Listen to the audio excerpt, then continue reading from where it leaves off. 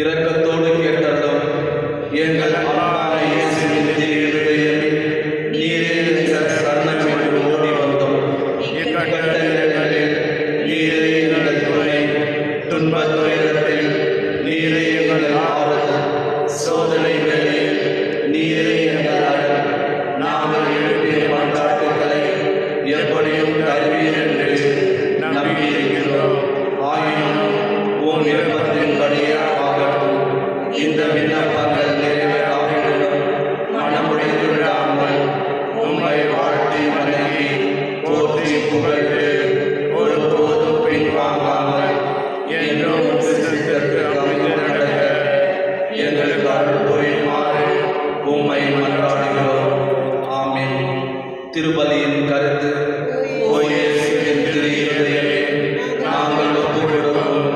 இந்த அதிஉன்னத திருப்பலி வழியாக தந்தையோடும் தூய ஆவியோடும் ஒன்றான உம்மை ஆராதிக்கின்றோம். உமக்கு நன்றி கூறுகின்றோம். எங்கள் பாவங்களுக்கு பரிகாரமாக இப்பலியை தந்தைக்கு அர்ப்பணித்து என் பணிவான விண்ணப்பங்களை நாங்கள் பெற்று மகிழ அருள் புரியும்.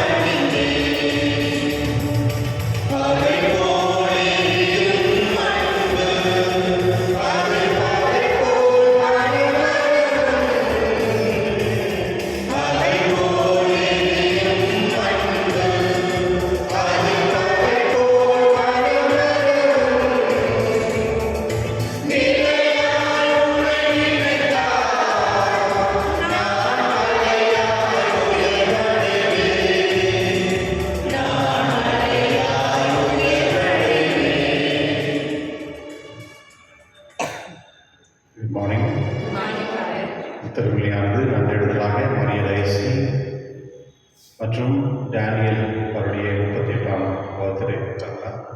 Happy birthday. மோசஸ் பிரவீனருடைய நல்ல உடல் நலத்துக்காகவும் மற்றும் பிராங்க்லின் டேனியல் உடைய 46th பர்த்டே. Happy birthday. சில்டா அவருடைய பர்த்டே. Happy birthday. மற்றும் அலெக்சாண்டர் ஜான்சி ராணி நன்னெடுதலாகவும் மற்றும் விசேஷமாக கருத்துக்காக மரிய ஜான்சன் நல்ல உடல் சுகத்துக்காகவும் உலீனா அவருடைய ஸ்பெஷல் நிகழ்ச்சிக்காக இந்த திறமை கொடுக்கப்படுகின்றது. தந்தை மகன் தூயாவியாரின் பெயராலே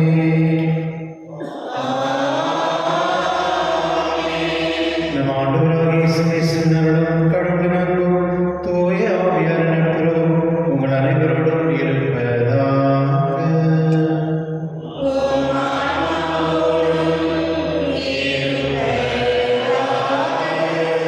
சகோதர சகோதரி தூய மறைகளை கொண்டாட நாம் தகுதி பெறும் நம் அவனை ஏற்றுக்கொள்வோம். எல்லா இறைவனும்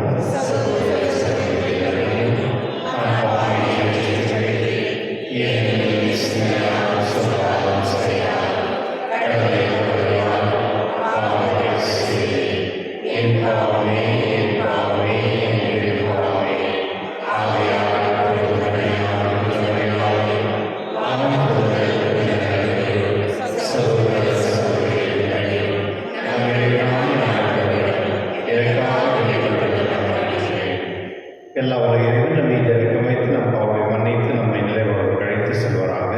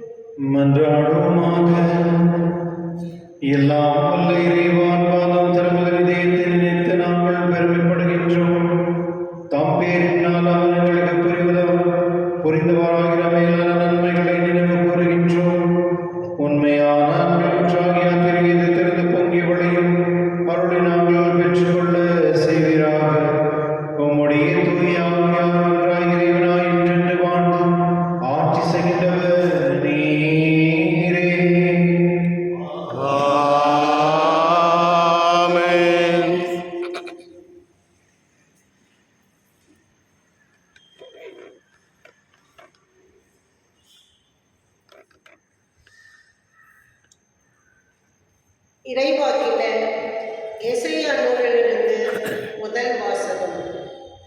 அந்நாள்களில் எசேக்கியா நோய்வாய்ப்பட்டு சாகும் நிலையில் இருந்தார்.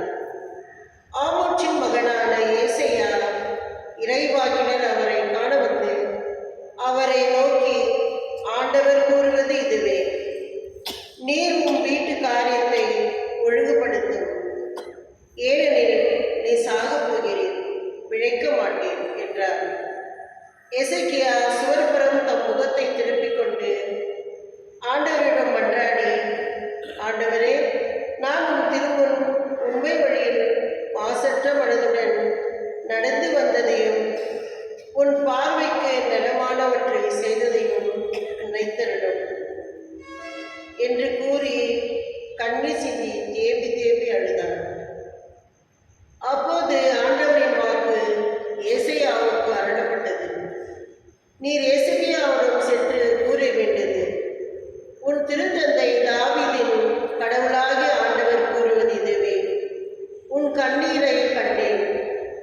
இதோ நீ வாழும் காலத்தை இன்னும் 15 ஆண்டு மிகுதியாக்குவேன்.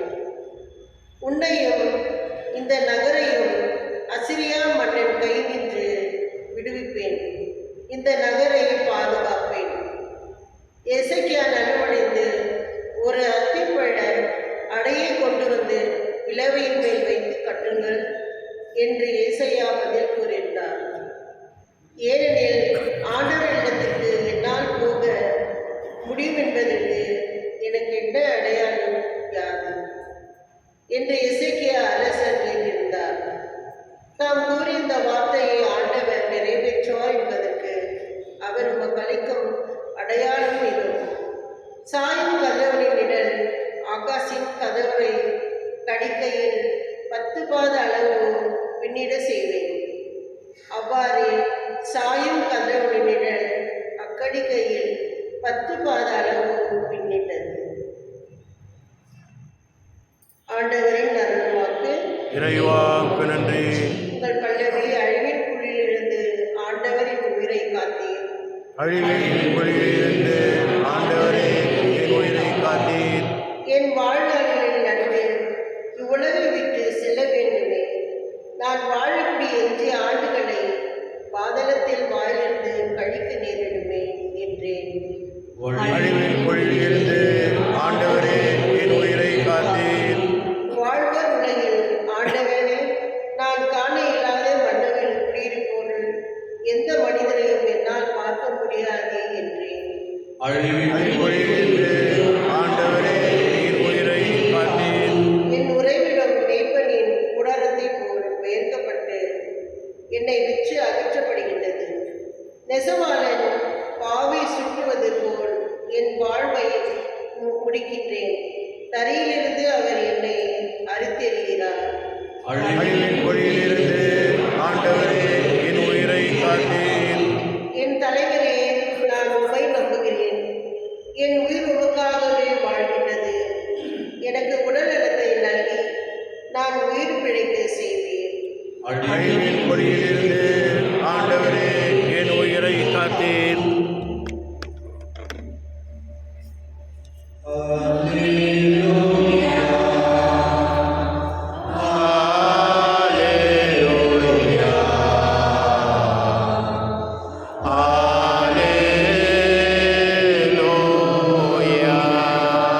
என் நாடுகள் எனது குரலுக்கு செவி சாய்க்கின்றன.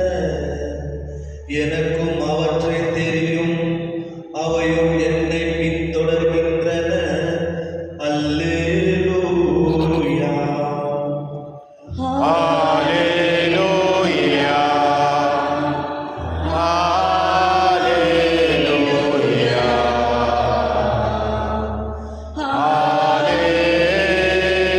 Hallelujah. ஆண்டவர்களோடு இருப்பாராக.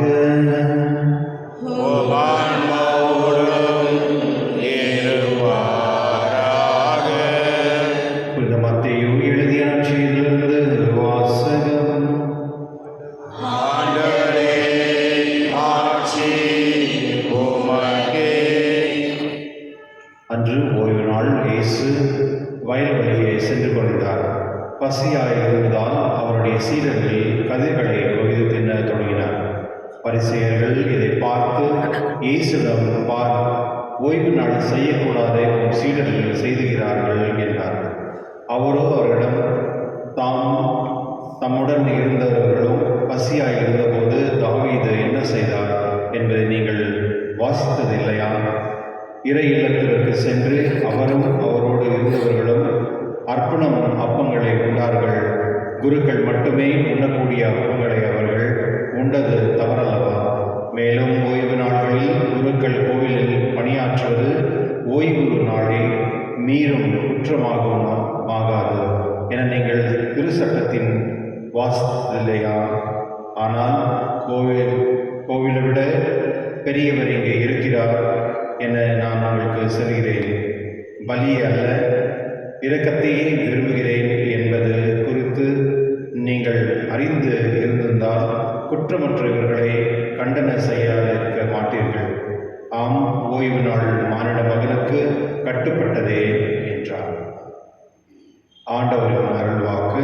கிறிஸ்துவே உமக்கு புகழ். கிறிஸ்துவில் அன்பான சகோதர சகோதரிகளே, ஒரு அரசு பேர் லூயிஸ் அப்படின்னு சொல்லிட்டு அவர் மனைவி வந்து ரொம்ப அன்பாக இருந்தார். ஒரு நாள் ஜோஷியம் சொல்லக்கூடிய ஒருவர் வந்து அவங்க அரசன்ட்டு சொல்கிறாரு, உங்கள் மனைவி வந்து இந்த நாளில் கரெக்டாக இறந்துருவாங்க அப்படின்னு.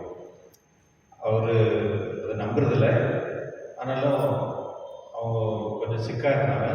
ஆனால் அந்த எந்த நாளை வச்சுனாலும் அந்த நாளில் வந்து அவங்க இறந்துடுறாங்க. அதை கஷ்டப்பட்டு அந்த ஜோஷ் மேலே ரொம்ப கோவப்படுறாங்க. அவர் சொன்னதுனால தானே எங்கள் மனைவி இருந்தாங்க அப்படின்னு சொல்லி அவர் என்ன பண்ணுறாரு, ஒரு கட்டளை சொல்கிறார், அரச கட்டளை. அந்த ஜோஷை பிடிச்சிட்டு வந்து அவர் கொல்லணும் அப்படின்ட்டு. சரி, இதை தெரிஞ்சு கொண்ட அந்த ஜோஷர் வந்து அரசர்கிட்ட பிடிச்சிட்டு வராங்க. சரி, உன்னுடைய கடைசி வார்த்தை சொல்லு அப்படின்னு சொல்லும் பொழுது அவர் சொல்கிறாரு, ஒன்றும் இல்லை அரசரே, இன்னொரு ஜோஷன் அவங்களுக்கு சொல்லணும். என்னது, நீங்கள் சாப்பிட்றதுக்கு முன்னே 3 நாளைக்கு முன்னே தான் நான் இறந்துடுவேன் அப்படின்னு அவர் சொல்கிறார். இப்படி சொன்னதோ அரசருக்கு என்ன பண்ணணும்னு தெரில, இன்னும் அவர் விட்டுல. கிறிஸ்துவர்களே, என்னுடைய முதல் வாசகத்தில் வந்து எசேக்கியேல் வந்து அவர் ஒரு அரசர், இஸ்ரேல் நாட்டுடைய அரசர். அவர் வந்து ரொம்ப படுக்கையில் இருக்கும் பொழுது அவர்கிட்ட வந்து ஐசாயா ப்ராஃபிட் வந்து அவர் சொல்கிறார், நீ வந்து சீக்கிரமாக சத்துருவ அப்படின்னு சொல்கிறார்.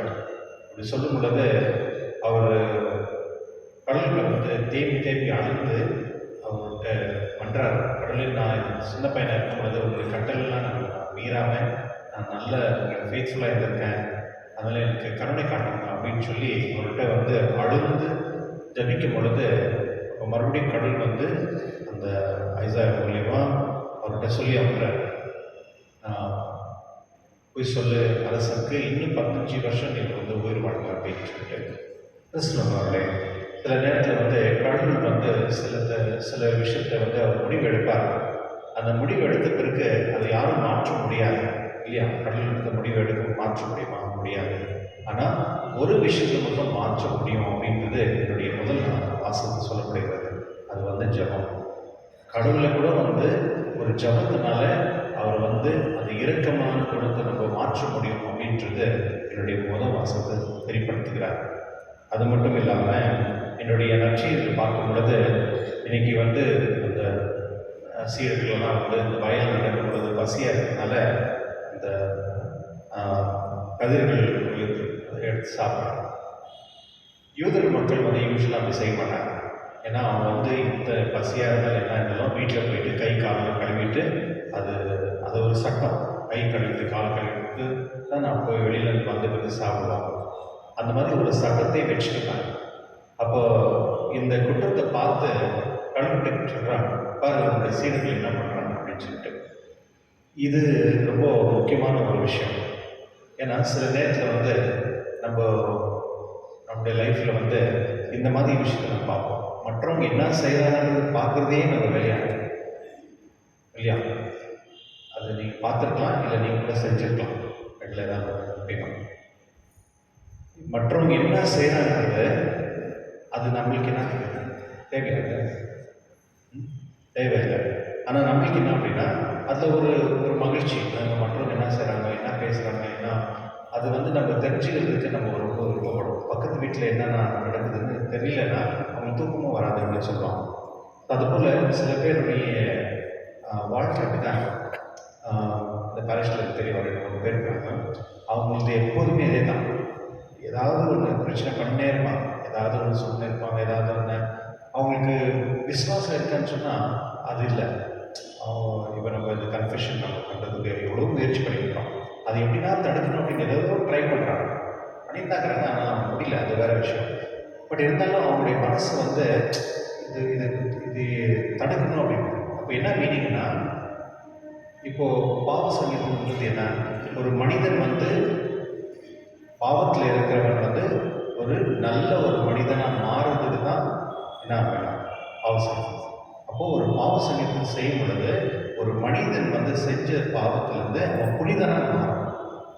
அப்போது ஒரு மனிதன் செய்யக்கூடிய பாவத்திலிருந்து புனிதனாக மாற வேண்டிய ஒரு மனிதன் வந்து தடுக்கணுன்றது வந்து யாருடைய சத்தம், யாருடைய சத்தம்? சாத்தானுடைய சத்தம் இல்லையா? அப்போ ஒரு சாத்தான் என்ன பண்ணும் அப்படின்னா, ஒருத்தர் வந்து நல்லவங்களாக மாறணும் அப்படின்னா அவங்களை விடாது. அவங்களுக்கு எப்படின்னா வந்து அவங்களுடைய இப்போ அவங்களுடைய சோல்ஜர்ஸ் யாரெல்லாம், இப்போ சாத்தானுடைய சோல்ஜர்லாம் யார், பாவம் செய்யறதுலாம் வந்து அவங்களுடைய என்ன சொல்றது சோல்ஜர்ஸ், அவங்களுடைய வீட்டுக்கு சேர்ந்தாங்க. இப்போ எப்படி வந்து அந்த வீட்டிலேருந்து இன்னொரு வீட்டுக்கு அனுப்பிச்சு விடுவாங்க இல்லையா? கடவுள் என்ன பண்ணுறாரு, தன்னுடைய மக்களை வந்து அவர் தேர்ந்தெடுத்த மக்களை வந்து சாத்தான்கிட்ட அனுப்புறதுக்கு அவருக்கும் விருப்பம் இல்லை. அப்போது 2 கண்ணு நடக்குது. சாத்தான் வந்து அவருடைய மற்ற கடவுளுடைய பிள்ளைகளெல்லாம் அவருடைய பிள்ளைகளை ஆக்கணும் அப்படின்னு அவரும் முயற்சி செய்கிறாரு. இன்னொரு பக்கம் வந்து கடவுள் வந்து நம்மளை பரிசுத்தமாக்கி அவர்கிட்ட சேர்த்துக்கணும்னு விருப்பப்படுறாரு. அப்போ இந்த 2 இடத்துல நம்ம எங்கே நிற்கிறோம்? அப்போது ஒரு பாவ மன்னிப்பு போகும் பொழுது மட்டும்தான் ஒரு மனிதன் வந்து புனித தன்னத்தில் வாழ்றான். இப்போ நம்ம அந்த கன்ஃபெஷன் பண்ணுறதுக்கு நிறைய முயற்சி பண்ணிக்கிறோம். கொஞ்சம் தடங்கள்லாம் இருந்தால் கூட தானாக நடக்குது, ஒன்றும் பிரச்சனை இல்லை. பட் இருந்தாலும் சில பேர் வந்து எப்படின்னா அதை வந்து பண்ணணும் அப்படின்றது அந்த குறிக்கோளோடவே இருக்கிறாங்க. அதனால் இங்கே மெசேஜ் பண்ணுறது இது பண்ணுறது ஏதோ ட்ரை பண்ணுறாங்க. என்னுடைய நற்செய்தியில் பாருங்களேன், அந்த பரிசார்கள் என்ன பண்ணுறாங்கன்னா, அவங்க என்ன பண்ணுறாங்கன்னு தான் போய் பார்க்குறாங்க. அதில் ஒரு குற்றத்தை கண்டுபிடிச்சிடறாங்க. என்னன்னா பாரு, இன்னைக்கு வந்து சாபத்து டே, இன்னைக்கு வந்து அவங்க ஏன்னா அவங்க செய்யக்கூடாதது வந்து ஒரு செஞ்சுருக்காங்க, இது செய்யலாமா அப்படின்னு ஆண்டவர்கிட்ட போய் சொல்கிறாங்க. அவர் பாருங்க எப்படி நல்ல பதில் சொல்கிறார். அதாவது அவர் ஒரு எக்ஸாம்பிள் கொடுக்குறாரு. உங்கள் சட்டத்தில் படிச்சது இல்லையா, தாவீது அரசர் என்ன பண்ணுறாரு, அவர் பசியாக இருக்க முடியாது, அவர் மட்டும் இல்லாமல் அவர் கூட இருக்கவங்களை கொண்டு போயிட்டு ஒரு கோயிலில் குருக்கள் மட்டுமே சாப்பிடக்கூடிய அப்பத்தை வந்து சாப்பிடலையா, இது நீங்கள் படிச்சது இல்லையா அப்படின்றாரு. அப்போது உங்கள்கிட்ட வந்து நல்ல எண்ணம் இல்லைன்னா நீங்கள் இப்படி தான் குற்றத்தை சொல்லிருக்கீங்க அப்படின்னு அப்படியே ரொம்ப தெளிவாக சொல்கிறார். இதே வார்த்தை நான் உங்களுக்கு சொல்கிறேன். என்ன சொல்கிறாருன்னா, ஃபஸ்ட்டு வந்து நீங்கள் சரியாக இருங்க அப்படின்றார்.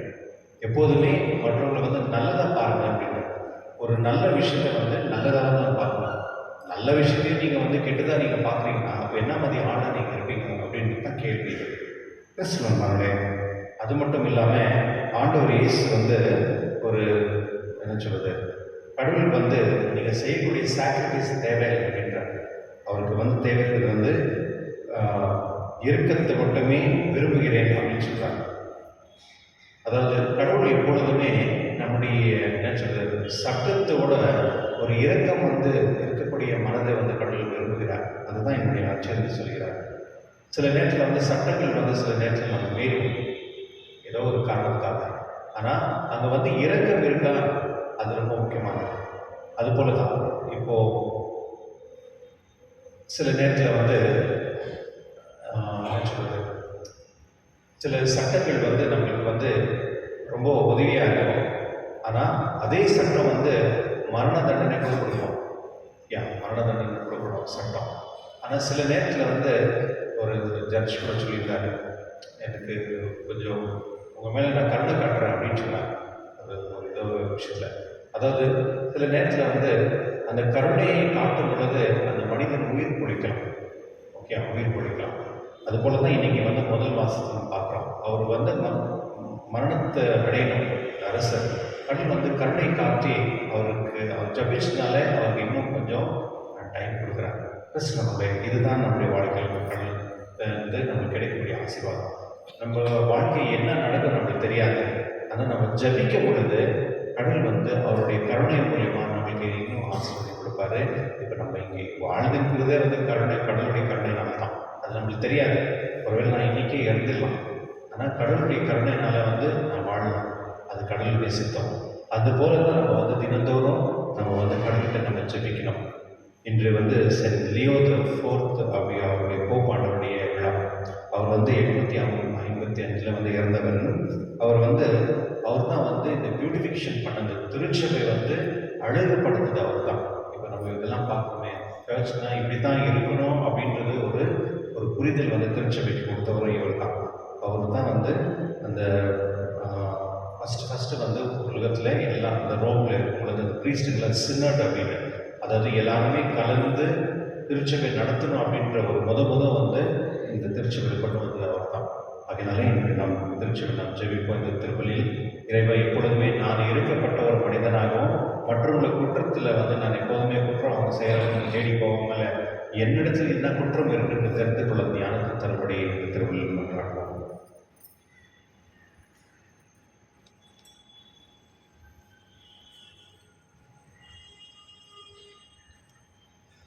எழுந்திருப்போம்.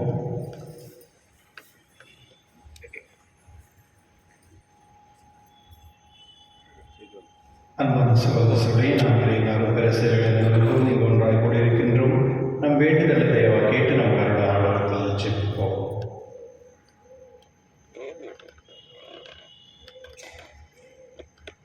உங்கள் பதிலுரை ஆண்டவரே எங்கள் மன்றாட்டை கேட்டருளும். எங்கள் பரிசுத்த தந்தை 14ஆம் லியோ ஆயர்கள், குருக்கள், கன்னியர், தேவப்படும் இல்லறந்தோர் அனைவரும் இயேசுவின் சாட்சிகளாக திகழவும் இறையரசு பரப்ப அயராத ஆளுநடு உழைக்க வேண்டும் என்று இறைவாமை மன்றாடுகின்றோம். திருதியப்படங்கள் இல்லங்களில் நிறுவி வழிபடும் இல்லங்களை ஆசீர்வதித்தருளும்.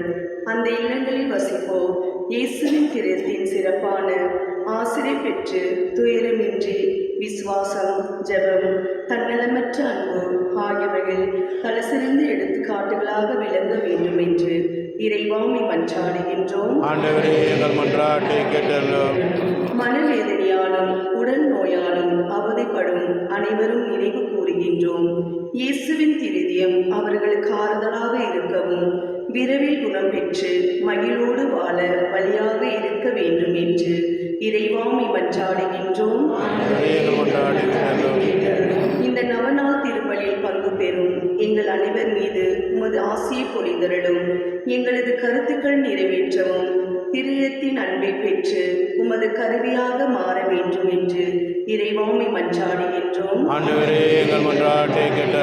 உங்கள் தனிப்பட்ட கருத்துக்களுக்காக வேண்டுவோம். இருக்குமுள்ள இறைவாமை மன்றாடும் திருச்சபைகளுக்கு பொதுவாக இருக்க செய்துள்ளோம். எங்கள் தகுதியில் நம்பிக்கை கொள்ளாமல் ஒரு திறக்கத்தை மட்டுமே முன்னிட்டு நாங்கள் கேட்பதை தந்தள்ள வேண்டும் என்று எங்கள் ஆண்டவர் இயேசு சொல்லியால் நம்மை மன்றாடுகின்றோம். ஆமென்.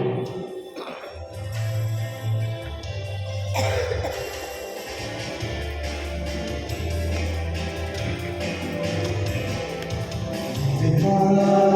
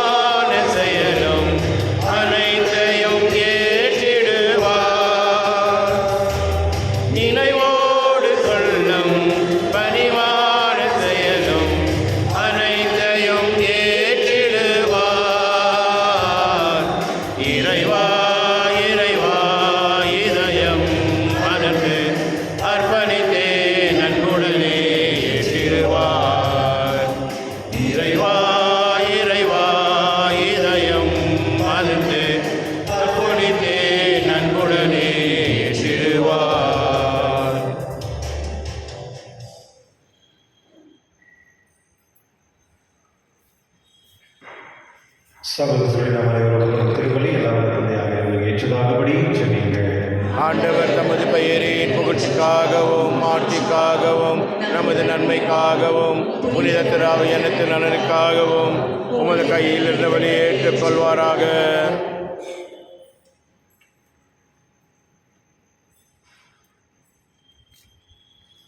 பேர்மிக்க தந்தையன்மான திருமகனுடைய இதயத்தில் சொல்லக்கூடிய அன்பை நீர் கண்ணோக்கி ஏறலும் நாங்கள் கொடுக்கும் இக்காணிகளை உம்மால் ஏற்றுக்கொள்ளப்பட்டு எங்கள் பாவங்களுக்கு பரிகாரம் அமைவதாக. எங்கள் ஆண்டவராக இயேசு கிறிஸ்துவின் உம்மை மன்றாடுகின்றோம். ஆமென். ஆண்டவர் உங்களோடு இருப்பாராக. ஆன்மாவோடும் இருப்பாராக. எங்களை ஆண்டவரிடம் எழுப்புங்கள். ஆண்டவரிடம் எழுப்பியுள்ளோம். நம் இறைவனாகிய ஆண்டவருக்கு நன்றி கூறுவோம்.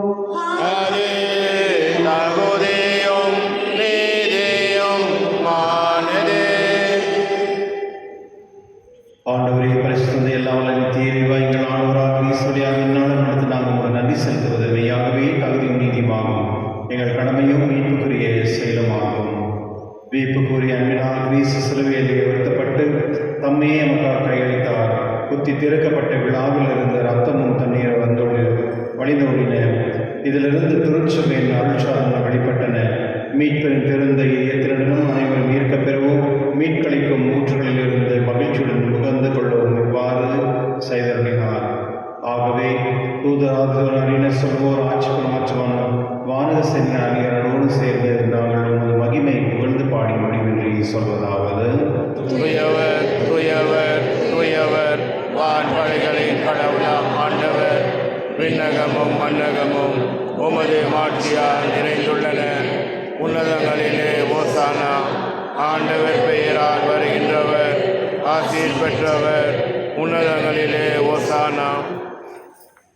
ஆண்டவரின் இனிமையாகவே தூய்மை தூய்மனத்துக்கு ஊற்று. ஆகவே உடைய ஆவியை பொருத்தி காணிகளை தூய்மைப்படுத்த வேண்டுகின்றோம். இவ்வாறு எங்கள் ஆண்டவர் இயேசு கிறிஸ்து உடலும் ரத்தமாக மிகவை மாறுவனமாக. அவர் பாடுபட உள்ளம் கிடைத்து தம்மை கழித்த போது அப்பத்தை எடுத்து நன்றி செலுத்தி அதை பிட்டு தம் சீரில் கழித்து கூறியதாவது: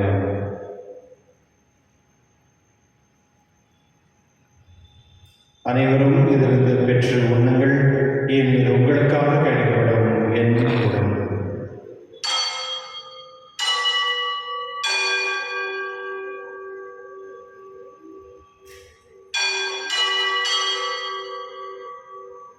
அவனமே இரவிருதி அருந்திய பின் கிண்ணத்தை எடுத்து மீண்டும் உமக்கு நன்றி கூறி தம் சீரில் கழித்து அவர் கூறியதாவது: அனைவரும் இதிலிருந்து பெற்று பலன்கள். ஏன் இது புதிய நிலையான உடன்படிக்கைக்கு உரிய ரத்தத்தின் கிண்ணம். இது பாவ மன்னிப்புக்கென்று உங்களுக்காகவும் பலருக்காகவும் சிந்தப்படும். இதை நினைவாக செய்க.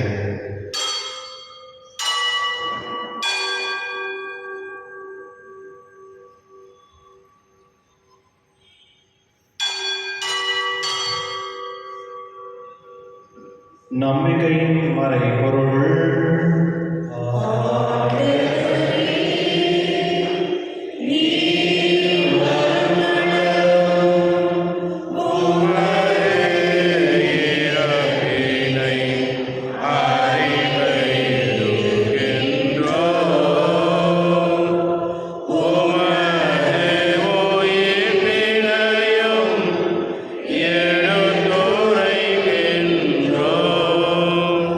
ஆகவே ஆண்டவரே, நாங்கள் கிறிஸ்துவின் இறைவனையும் உயிர்ப்பின் நினைவு கூர்ந்து வாழும் தர்மபத்தை மீட்பளிக்கும் கிண்ணத்தை உமக்கு ஒப்புக்கொடுக்கின்றோம். உம் திருமணம் ஊழியம் புரிய தகுதியுடன் எங்களை ஏற்றுக்கொண்டீர். எனவே உமக்கு நன்றி செலுத்துகின்றோம்.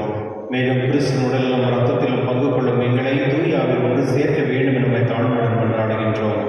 ஆண்டவரே, உலகெங்கும் பரவிருக்கும் திருவாவை நினைவு கூர்ந்ததும் எங்கள் திருத்தந்தை லியோ, எங்கள் ஆயர் பீட்டர், எல்லா திருநினராகிய அனைவரோடும் உங்கள் திருவில் அன்பினர் பெற செய்துள்ளோம்.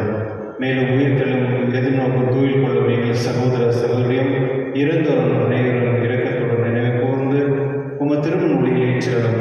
எங்கள் அனைவர் மீதும் இரக்கமாயிரும். கடவுள் கணித்தான புனித மரியா, அவருடைய கடவுளான புனித யோசேப்பு,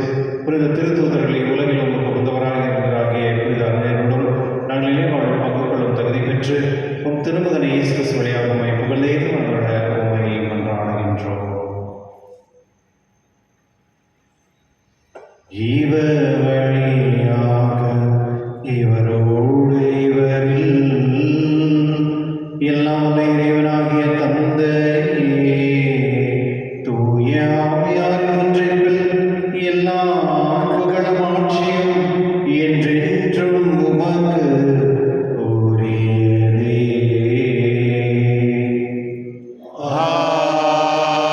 ஆமென். ஆமென். ஆமென்.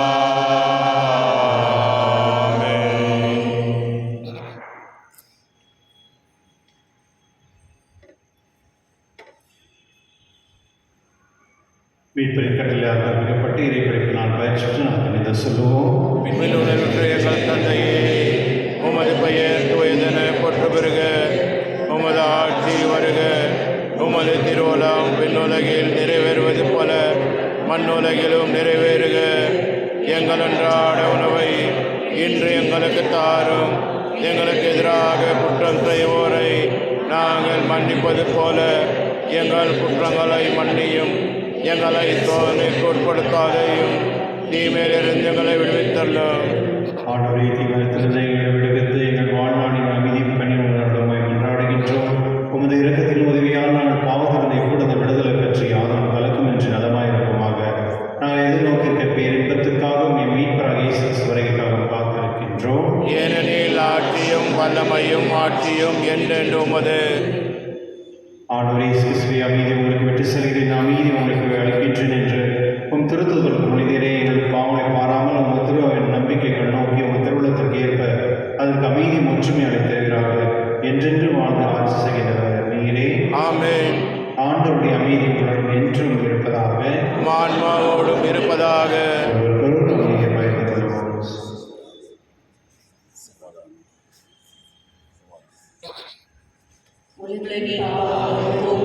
இறைநிலைத்த மரியே, எம்மேல் இரக்கம் வையும். உலகின் பாவம் போக்கும் இறைநிலைத்த மரியே, எம்மேல் இரக்கம் வையும். உலகின் பாவம் போக்கும் இறைநிலைத்த மரியே, எமக்கு அமைதி அருளும்.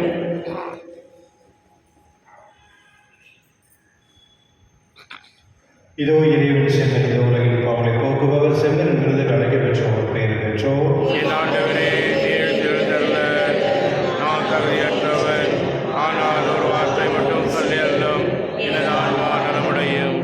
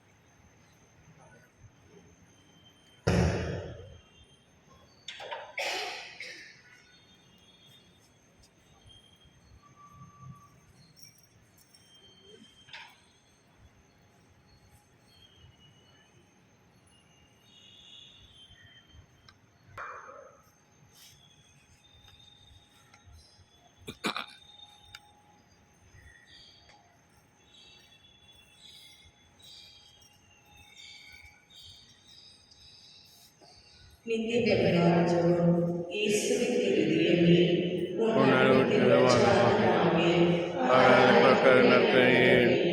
தேவனுக்கு செய்யப்படுகின்ற அந்த அம்மானுக்கு பரிகாரமாக எங்களையும் கழிக்கின்றோம்.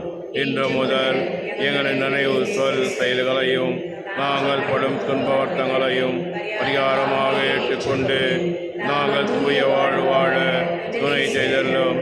எல்லாவற்றுக்கும் மேலாக உமை அன்பு செய்து உமக்காகவே வாழ்ந்து என்றும் ஆறுதலாயிருக்க தயவு புரியும். ஆமேன்.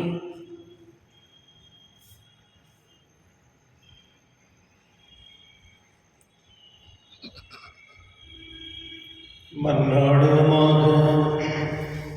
இறைவா, இந்த அன்புள்ள புனித பாஸ்தம் பற்றியறிய செய்வதாக இவ்வாறு நாங்களும் திருமகனிடம் இன்றும் இருக்க பெற்று எங்கள் சகோதரத்தில் அவரை காண கற்றுக்கொள்வோமாக.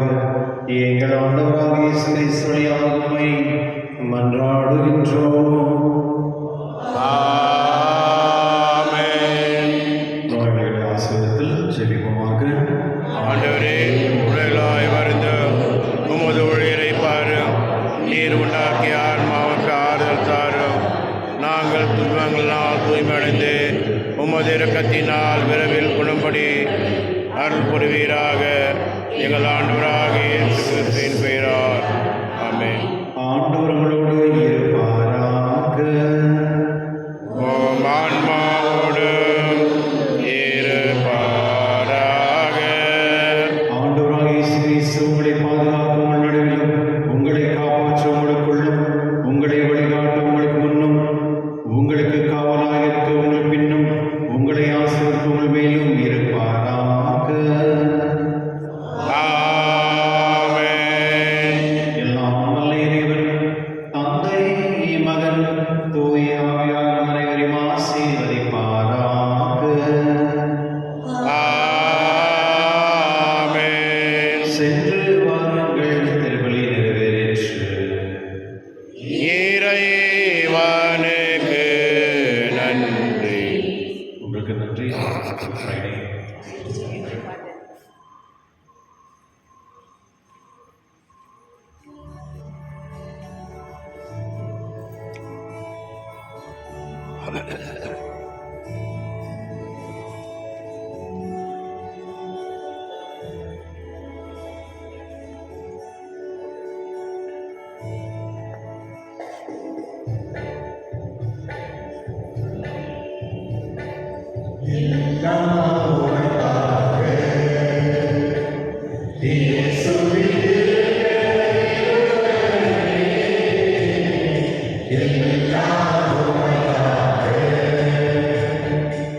எல்லாம்